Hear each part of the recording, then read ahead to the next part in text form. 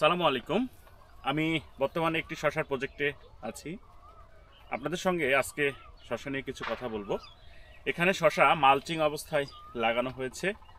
আর আপনারা তো জানেনই, মালচিং অবস্থায় যদি আপনারা শশা লাগান, সেক্ষেত্রে আপনাদের প্রথম অবস্থায় হয়তো বেসিক ম্যানেজমেন্টের কস্ট কিছুটা বেড়ে যায়, কিন্তু ধীরে ধীরে এর যে আউটপুট আসে, আউটপুটটা অনেক বেশি আসে এবং ভালো আসে।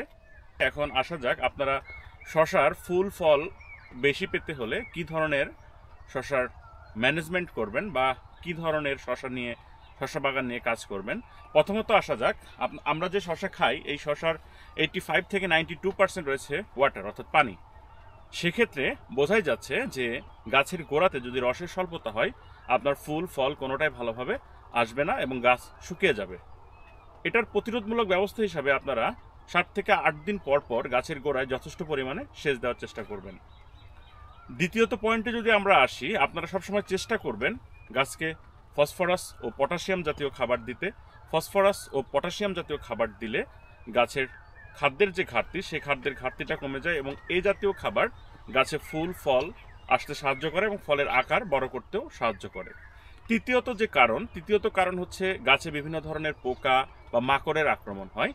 এই পোকা বা মাকড়ের আক্রমণটা শুরু হয় মূলত গাছের গোড়া থেকে। গাছের গোড়া যদি অপরিষ্কার থাকে, গাছের গোড়ায় যদি বিভিন্ন ধরনের আগাছা থাকে, সেই আগাছা থেকে এই ধরনের সমস্যার সৃষ্টি হয়। এই জন্য আপনারা সবসময় চেষ্টা করবেন গাছের গোড়ায় যে আগাছা আছে, সেই গাছের গোড়ার আগাছাগুলো পরিষ্কার করা, বা গাছের গোড়ায় যদি পুরনো কোনো পাতা থাকে, সম্ভব হলে চেষ্টা করবেন সেগুলো ভেঙে দিতে।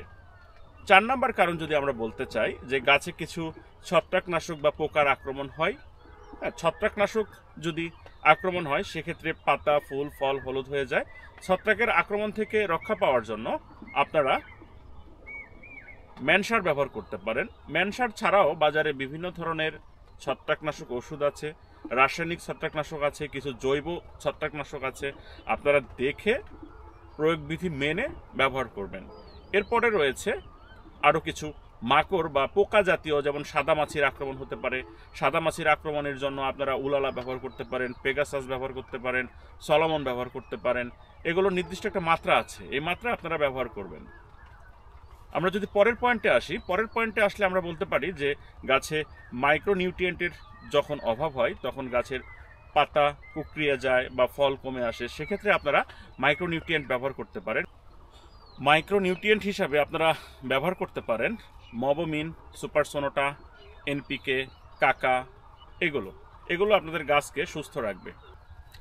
এবার আসা যাক, গাছে যদি নারী ফুলের পরিমাণটা কমে যায়, সেক্ষেত্রে আপনারা গাছে ইথোফেন ব্যবহার করতে পারেন। গাছে যদি আপনারা ইথোফেন ব্যবহার করেন, সেক্ষেত্রে আপনাদের গাছে নারী ফুলের পরিমাণটা বেড়ে যাবে এবং পুরুষ ফুলের পরিমাণটা কমে যাবে। আপনারা চেষ্টা করবেন মাঝে মাঝে 2-1 জায়গায় ইথোফেন ব্যবহার যেন না করেন, কারণ পুরুষ ফুলের সংখ্যা কমে গেলে আবার পলিনেশনের সমস্যা হবে।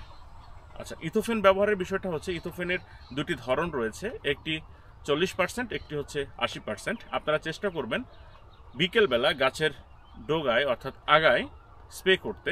প্রথম দিন স্প্রে করার 7 দিন পরে স্প্রে করবেন, এই 7 দিনের পরে আবার 10 দিন পরে স্প্রে করবেন। সেক্ষেত্রে আপনারা কাঙ্ক্ষিত পরিমাণ নারী ফুল পাবেন। আপনারা যদি আবার নারী ফুল যদি বেশি হয়ে যায়, পুরুষ ফুল যদি কমে যায়, সেক্ষেত্রে GA3 আপনারা স্প্রে করতে পারেন 7 দিন পর পর। পুরুষ ফুলের পরিমাণটা বেড়ে যাবে, সেক্ষেত্রে আপনাদের শশার পলিনেশনে খুব একটা সমস্যা হবে না।